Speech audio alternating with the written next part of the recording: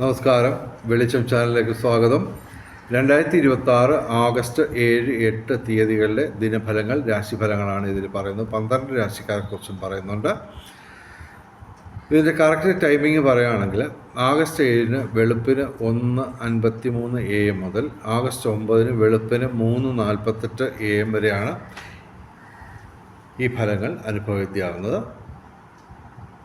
ആദ്യം ഭാഗ്യം നിറം പറയാം. 7-ാം തീയതി വെള്ളിയാഴ്ച ചുവപ്പ് അല്ലെങ്കിൽ വെള്ള, 8-ാം തീയതി ശനിയാഴ്ച കറുപ്പ് അല്ലെങ്കിൽ നീല, അല്ലെങ്കിൽ ഇവയുടെ ഇളം നിറങ്ങൾ, അതല്ലെങ്കിൽ ഈ നിറങ്ങൾ ഡിസൈനായിട്ട് വരുന്ന വസ്ത്രങ്ങൾ ധരിച്ചാൽ ഭാഗ്യവർദ്ധനമുണ്ടാകുന്നതാണ്. ഇനി ബ്രഹ്മമുഹൂർത്തം നോക്കാം. 7-8 തീയതികളിൽ രാവിലെ 4:42 AM മുതൽ 5:30 AM വരെയാണ് ബ്രഹ്മമുഹൂർത്തം 7-8 തീയതികളിൽ. അഭിജിത്ത് മുഹൂർത്തം 7-8 തീയതികളിൽ ഉച്ചയ്ക്ക് 12:03 PM മുതൽ ഉച്ചയ്ക്ക് 12:52 PM വരെയാണ് അഭിജിത്ത് മുഹൂർത്തം 7-8 തീയതികളിൽ. അഭിജിത്ത് മുഹൂർത്തത്തിലും ബ്രഹ്മമുഹൂർത്തത്തിലും പ്രധാനപ്പെട്ട കാര്യങ്ങൾ ചെയ്യാൻ ശ്രമിക്കുക. ബ്രഹ്മമുഹൂർത്തത്തിൽ പ്രാർത്ഥനകൾക്കും ക്ഷേത്ര ദർശനത്തിനും മന്ത്രജപത്തിനും സമയം കണ്ടെത്തുക. ഇനി രാഹുകാലം. 7-ാം തീയതി രാഹുകാലം വരുന്നത് 10:55 AM വരെയാണ്. AM മുതൽ ഉച്ചയ്ക്ക് 12:27 PM വരെയാണ്.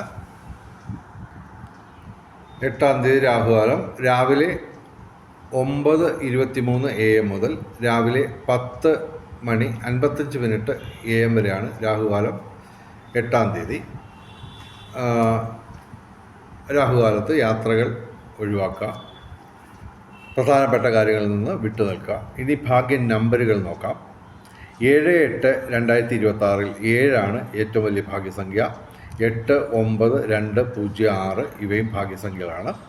8-8 2026 8 ഏറ്റവും വലിയ ഭാഗ്യസംഖ്യ. 9, 2, 0, 6, 7 ഇവയും ഭാഗ്യസംഖ്യകളാണ്.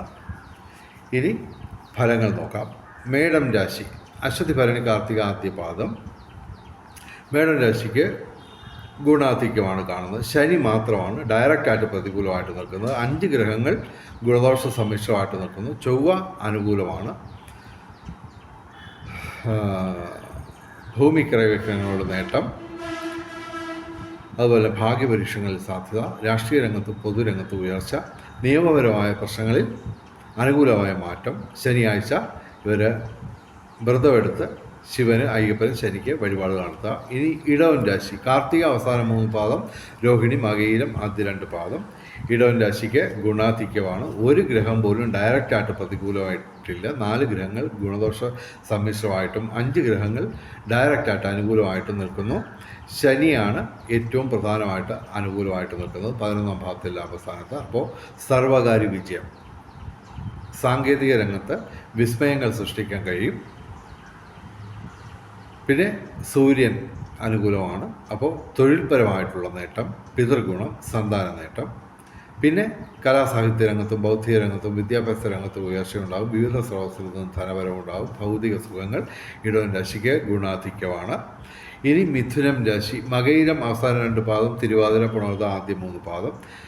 മിഥുനം രാശിക്ക്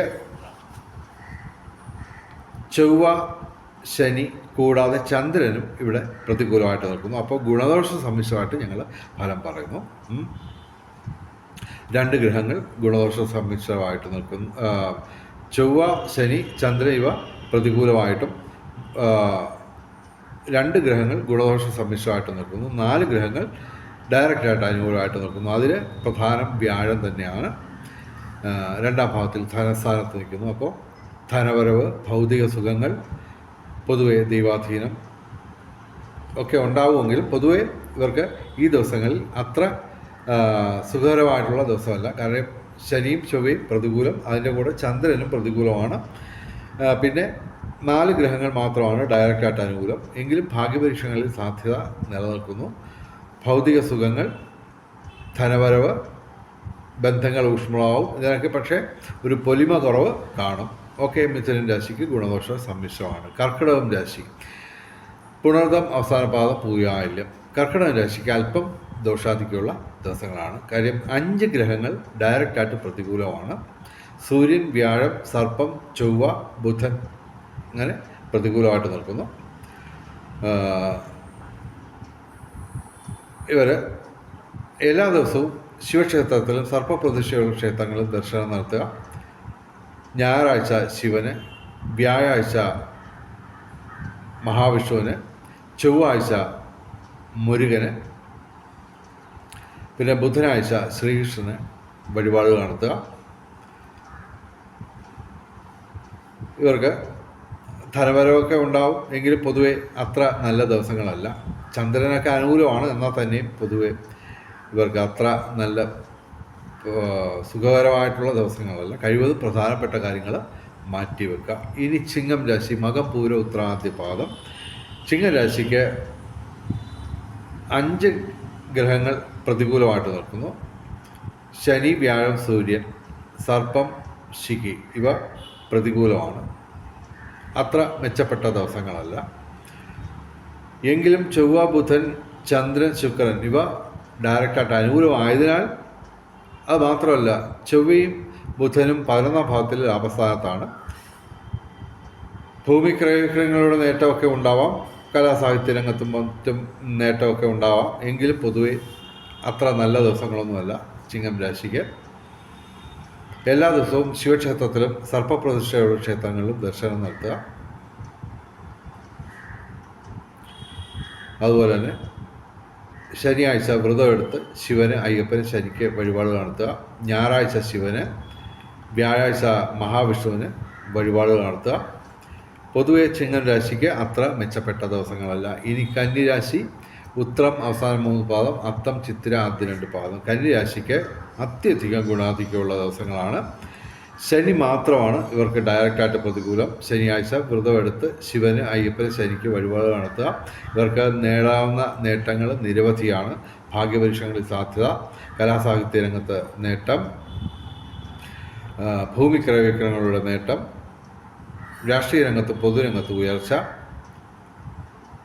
നിയമപരമായ പ്രശ്നങ്ങളിൽ അനുകൂലമായ മാറ്റം, തൊഴിൽ വിജയം, പിതൃഗുണം, സന്താന നേട്ടം, ബന്ധങ്ങൾ ഊഷ്മളമാവും. അതുപോലെ തന്നെ ഉല്ലാസയാത്രകൾക്കും തീർത്ഥയാത്രകൾക്കും വഴിയൊരുങ്ങും.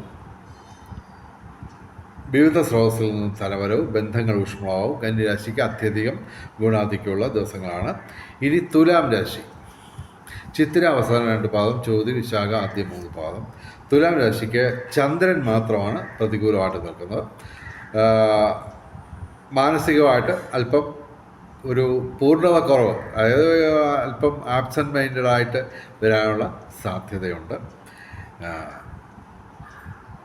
പക്ഷേ 5 ഗ്രഹങ്ങൾ ഡയറക്റ്റായിട്ട് അനുകൂലമാണ്. 3 ഗ്രഹങ്ങൾ ഗുണദോഷ സമ്മിശ്രമാണ്. ഇവർക്ക് തൊഴിൽ വിജയം, പിതൃഗുണം, സന്താന നേട്ടം, വിവിധ സ്രോതസ്സിൽ നിന്ന് ധനവരവ്, ഏർപ്പെടുന്ന ഏതൊരു കാര്യത്തിനും ഒരു വിജയ സാധ്യത, ഭാഗ്യപരീക്ഷങ്ങളിൽ സാധ്യത. എങ്കിലും ഈ ചന്ദ്രൻ അത്യാവശ്യം പ്രതികൂലമായിട്ട് നിൽക്കുകയാണ്. കാര്യം അഷ്ടമത്തിലാണ്. ഓക്കെ, അപ്പോൾ മനസ്സിനെയാണ് ചന്ദ്രൻ പ്രധാനമായിട്ടും ബാധിക്കുന്നത്. അപ്പോൾ ഒരു ആബ്സെൻറ്റ് മൈൻഡായിട്ടുള്ള കാര്യങ്ങളൊക്കെ സംഭവിക്കാം. എങ്കിലും പൊതുവെ ഇവർക്ക് ഗുണാധിക്യം തന്നെയാണ്. തുലാം രാശിക്ക് ഗുണാധിക്യമാണ്. ഇനി വൃശ്ചികം രാശി, വിശാഖം അവസാന പാദം, അനിഴം, തൃക്കേട്ട ഇവർക്ക് ഗുണാധിക്യമാണ്.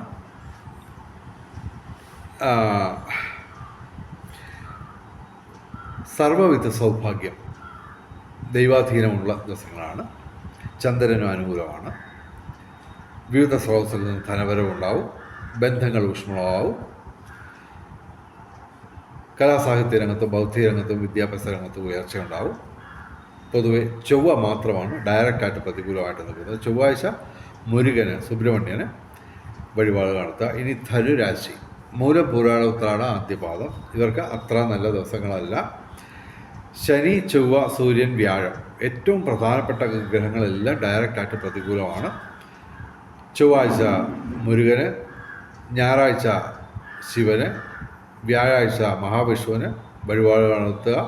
ശനിയാഴ്ച വ്രതമെടുത്ത് ശിവന് അയ്യപ്പന് ശനിക്ക് വഴിപാട് നടത്തുക. പൊതുവെ ഇവർക്ക് ധനവരമൊക്കെ ഉണ്ടാവും, എന്നാൽ തന്നെ പൊതുവെ അത്ര നല്ല ദിവസങ്ങളൊന്നുമല്ല. കഴിവതും പ്രധാനപ്പെട്ട കാര്യങ്ങളൊക്കെ മാറ്റിവെക്കുക. ഇനി മകരം രാശി, ഉത്രാടം അവസാന 3 പാദം, തിരുവോണം അവിട്ടം ആദ്യ 2 പാദം. മകരം രാശിക്ക് അത്യധികം ഗുണാധിക്യമുള്ള ദിവസങ്ങളാണ്. സൂര്യൻ പക്ഷേ പ്രതികൂലമാണ്. അപ്പോൾ 7ാം ഭാവത്തിലാണ് സൂര്യൻ പ്രതികൂലമായിട്ട് നിൽക്കുന്നത്. അപ്പോൾ ജീവിത പങ്കാളിയായിട്ട് അല്ലെങ്കിൽ ഓപ്പോസിറ്റ് സെക്സുമായിട്ട് പ്രശ്നങ്ങളൊക്കെ ഉണ്ടാകാൻ സാധ്യതയുണ്ട്. കരുതലെടുക്കുക. ഞായറാഴ്ച ശിവന് വഴിപാട് നടത്തുക.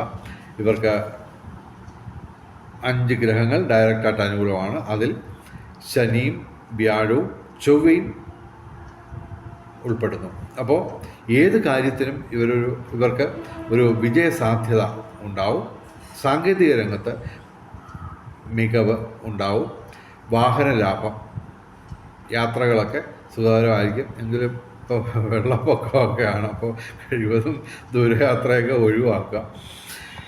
ഇവർക്ക് ഭൂമി ക്രയവിക്രയങ്ങളുടെ നേട്ടം ഉണ്ടാവും. രാഷ്ട്രീയ രംഗത്തും പൊതുരംഗത്തും ഉയർച്ച ഉണ്ടാവും. നിയമപരമായ കാര്യങ്ങളിൽ നേട്ടം ഉണ്ടാവും. അതുപോലെ തന്നെ 7ാം ഭാവത്തിലാണ് വ്യാഴം. അപ്പോൾ ഇവർക്ക് പ്രണയ ജീവിതത്തിൽ അനുകൂലമായ മാറ്റം ഉണ്ടാവും. അതുപോലെ തന്നെ ദാമ്പത്യ ജീവിതം സുഖകരമാവും. അതുപോലെ തന്നെ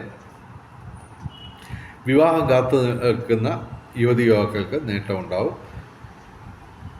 ബന്ധങ്ങൾ ഊഷ്മളമാവും. കലാസാഹിത്യ രംഗത്തും ബൗദ്ധിക രംഗത്തും വിദ്യാഭ്യാസ രംഗത്തും ഉയർച്ച ഉണ്ടാവും. വിവിധ സ്രോതസ്സിൽ നിന്ന് ധനവരവുണ്ടാവും. മകരം രാശിക്ക് അത്യധികം ഗുണാധിക്യമുള്ള ദിവസങ്ങളാണ്. ഇനി കുംഭൻ രാശി, അവിട്ടം അവസാന 2 പാദം, ചതയം പൂരിട്ടാതി ആദ്യ 3 പാദം. ഇവർക്ക് ഗുണദോഷ സമ്മിശ്രമെന്ന് പറയാൻ പറ്റില്ല. എങ്കിലും ഇവർക്ക് അല്പം മെച്ചപ്പെട്ട ദിവസങ്ങൾ തന്നെയാണ്. ശനി വ്യാഴം സർപ്പം ശിഖി ഇവ പ്രതികൂലമാണ്. അത് ഡിസംബർ 5 വരെ തുടരും. അതുവരെ ഈ ദോഷാധിക്യം നിലനിൽക്കുകയാണ്. എങ്കിലും ഇവിടെ സൂര്യൻ ശുക്രൻ ഇവ അനുകൂലമാണ്. മാത്രമല്ല ഈ ദീർഘകാലം ഒരേ രാശിയിൽ നിൽക്കുന്ന ഈ 4 ഗ്രഹങ്ങൾ മാത്രമാണ് ഇപ്പോൾ ഇവർക്ക് പ്രതികൂലമായിട്ട് നിൽക്കുന്നത്. മറ്റ് ഗ്രഹങ്ങളൊക്കെ പ്രതികൂലാവസ്ഥയിൽ നിന്ന് മാറി. പ്രത്യേകിച്ച് ചൊവ്വ, ഓക്കെ, പ്രതികൂലമായിരുന്നു ചൊവ്വ. അത് അനുകൂലമായില്ല എന്നാൽ തന്നെ ഗുണദോഷ സമ്മിശ്രമായിട്ട് മാറിയിട്ടുണ്ട്. 5ാം ഭാവത്തിലേക്ക് മാറിയിട്ടുണ്ട്. അപ്പോൾ ഇവർ എല്ലാ ദിവസവും ശിവക്ഷേത്രത്തിലും സർപ്പപ്രതിഷ്ഠയുള്ള ക്ഷേത്രങ്ങളിലും ദർശനം നടത്തുക. അതുപോലെ തന്നെ വ്യാഴാഴ്ച മഹാവിഷ്ണുവിന് തുളസിമാല ചാർത്തുക, മറ്റു വഴിപാടുകൾ നടത്തുക. ശനിയാഴ്ച വ്രതമെടുത്ത് ശിവന് അയ്യപ്പന് ശനിക്ക് വഴിപാടുകൾ നടത്തുക. ഇവർക്ക് തൊഴിൽപരമായിട്ടുള്ള നേട്ടം ഉണ്ടാവും. എങ്കിലും അതിനൊക്കെ തടസ്സങ്ങളും കാര്യങ്ങളൊക്കെ ഉണ്ടാവും. വിവിധ സ്രോതസ്സിൽ നിന്നും ധനവരമൊക്കെ ഉണ്ടാവും. ഭൗതിക സുഖങ്ങൾ ഇതൊക്കെ ഉണ്ടാവും. പക്ഷേ എല്ലാറ്റിനും ഒരു തടസ്സം, കാലതാമസം ഒക്കെ ഉണ്ടാവും. കുംഭൻ രാശിക്ക് അത്ര മെച്ചപ്പെട്ട ദിവസങ്ങളല്ലെങ്കിലും പൊതുവെ ഈ കാലഘട്ടത്തിൽ അല്പം പൊലിമയുള്ള ദിവസങ്ങൾ തന്നെയാണ്. കുംഭൻ രാശിക്ക് ഗുണദോഷ സമ്മിശ്രത്തിൽ തന്നെ അല്പം പ്രശ്നമുള്ള ദിവസങ്ങളാണ്. ഇനി മീനം രാശി, പൂരിട്ടാതി അവസാന പാദം, ഉത്രട്ടാതി രേവതി. മീനം രാശിക്ക് ഗുണദോഷ സമ്മിശ്രമാണ്. ഇവർ ചൊവ്വാഴ്ച മുരുകന് വഴിപാട് നടത്തുക. ശിവക്ഷേത്രത്തിലും സർപ്പപ്രതിഷ്ഠയുള്ള ക്ഷേത്രങ്ങളിലും എല്ലാ ദിവസവും ദർശനം നടത്തുക. ശനിയാഴ്ച ശിവന് അയ്യപ്പന് ശനിക്ക് വഴിപാട് നടത്തുക. ഇവർക്ക് വ്യാഴം 5ാം ഭാവത്തിലാണ്. ഓക്കെ, പ്രണയ ജീവിതം സഫലമാവും. ദാമ്പത്യ ജീവിതം സുഖകരമാവും. എങ്കിലും ഒരു ഗുണദോഷ സമ്മിശ്രമാണ് ഞാൻ പറയുന്നത്. ചന്ദ്രൻ എന്തായാലും അനുകൂലമായിട്ട് നിൽപ്പുണ്ട്. ബുധൻ അനുകൂലമായിട്ട്. അപ്പോൾ ബൗദ്ധിക മേഖലയിൽ നേട്ടമുണ്ടാവും. വ്യാഴം കൊണ്ട് ഇവർക്ക് ധനവരവ്, അതുപോലെ തന്നെ